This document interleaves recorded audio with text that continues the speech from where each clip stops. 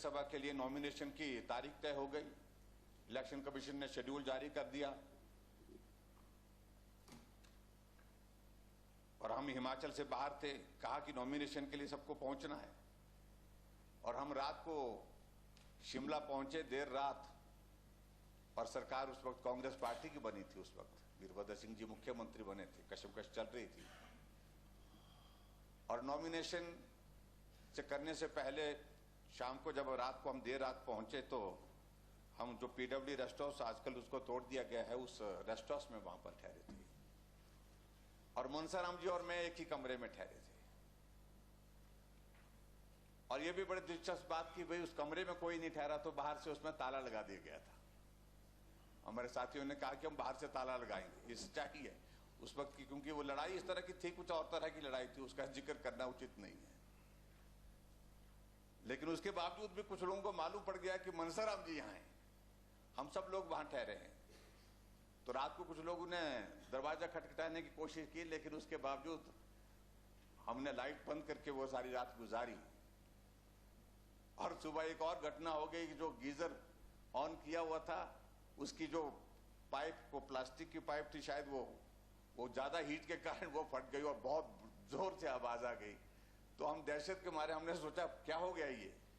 तो पूरा पानी जो और पूरा ये जो उसका जो भाप जो है सारी कमरे में इस तरह से बाथरूम से होकर के ऐसी आ गई। तो बहुत मुश्किल से परेशानी, और बाहर ताला लगा हुआ था। तो ऐसा एक अनुभव जीवन का उनके साथ इसलिए मैं जिक्र कर रहा हूं कि जीवन में ऐसी चीजें आती हैं, इनका जिक्र हमेशा याद रहता है। और बाद में फिर हम नॉमिनेशन, अनिल शर्मा जी हमारे कैंडिडेट थे पार्टी की ओर से राज्यसभा के, उस वक्त इनके नॉमिनेशन की प्रक्रिया को पूरा करने के लिए हम यहां पहुंचे। उनकी धर्मपत्नी जिला परिषद की चेयरपर्सन भी बनाई हम लोगों ने थी और वो भी सक्रिय राजनीति में रहे। और उनके परिवार के बीच में कई बार जाना हुआ, मिलना हुआ, लेकिन काफी मिलनसार व्यक्ति थे। और शायद मुझे लगता कि यही उनकी एक खासियत थी जिसके कारण वो लंबे समय तक उस विधानसभा क्षेत्र का नेतृत्व करते रहे, हिमाचल की राजनीति में रहे। आज वो हमारे बीच में नहीं है। उनके उस योगदान को अपने क्षेत्र के विकास के लिए, प्रदेश की राजनीति में जो उनका योगदान रहा है, तो उसको मैं स्मरण करता हूं। ईश्वर उनकी आत्मा को शांति दे, उनके परिवार को इस दुख को सहन करने की शक्ति दे, ऐसी मैं प्रार्थना करता हूं। और जो प्रस्ताव जो है ये शोकोद्गार का जहां माननीय सदन में प्रस्तुत किया गया है, इसमें विपक्ष को भी शामिल किया जाए और हमारी संवेदना भी व्यक्त की जाए परिवार को, यही मैं कहना चाहता हूं। अध्यक्ष महोदय, आपने समय दिया, आपका बहुत धन्यवाद। माननीय संसदीय कार्य मंत्री श्री हर्षवर्धन चौहान जी। माननीय अध्यक्ष महोदय, मुख्यमंत्री जी ने जो ये शोकोद्गार मनसाराम जी के लिए पेश किया है, मैं इसमें भी अपने आप को शामिल करता हूँ।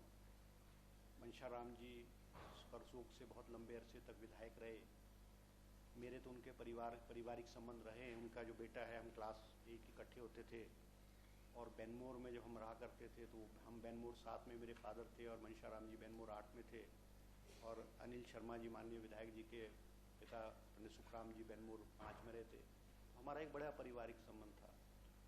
जहाँ मनसाराम जी के जाने से करसोग की जनता को नुकसान हुआ है, वहाँ कांग्रेस पार्टी को भी नुकसान हुआ है, उनका बहुत योगदान रहा है। वो साधारण परिवार से उठ करके विधायक बने, मंत्री बने। और मंत्री भी जब वो बनते थे और सत्ता में भी होते थे तो उनकी जो साधारणता था, उनका जो हंसमुख मिजाज था, वो सब हम सब जानते हैं। और जैसा माननीय जयराम जी ने कहा कि 1982 में भी जब कांग्रेस को कंप्लीट मेजॉरिटी नहीं मिली तो उस वक्त भी मनसाराम जी का कांग्रेस की सरकार बनाने में बहुत बड़ा योगदान है। आपके 1998 में जब सत्ता की कशमकश चली, जिसका माननीय जयराम जी जिक्र कर रहे, उस वक्त भी मनसाराम जी का बहुत बड़ा योगदान रहा। मुझे तो उस वक्त राज साहब ने, मेरे पारिवारिक संबंध थे तो मुझे डेप्यूट किया कि भी आप करसोग जाके बात करो। तो जब मैं गया तो उन्होंने मुझे स्पष्ट कहा कि मेरा जो समर्थन मुझे राजनीति में जिंदा जिन लोगों ने किया है, उन्होंने पंडित सुखराम जी, हिमाचल विकास कांग्रेस का जिक्र किया, कि मुझे आज उनके साथ खड़ा होना पड़े।